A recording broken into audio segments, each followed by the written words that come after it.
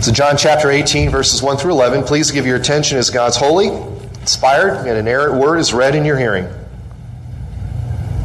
When Jesus had spoken these words, he went out with his disciples over the brook Kidron, where there was a garden, which he and his disciples entered. And Judas, who betrayed him, also knew the place, for Jesus often met there with his disciples. Then Judas, having received a detachment of troops and officers from the chief priests and Pharisees, came there with lanterns and torches and weapons.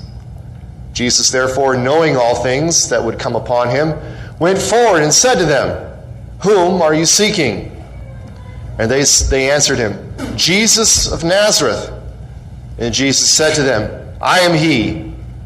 And Judas, who betrayed him, also stood with them. Then when he had said to them, "I am he," they drew back and fell to the ground. Then he asked them again, "Whom are you seeking?" And they said, "Jesus of Nazareth." Jesus answered, "I have told you that I am he. Therefore, if you seek me, let these go their way, that the saying might be fulfilled which he spoke, 'Of those whom you have given me, I have lost none.'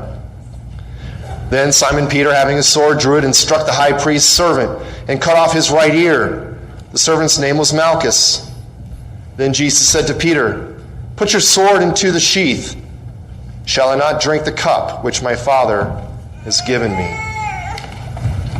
Thus far, the reading of God's holy word. I'm going to read to you a couple of scenarios here. And I'm going to ask you.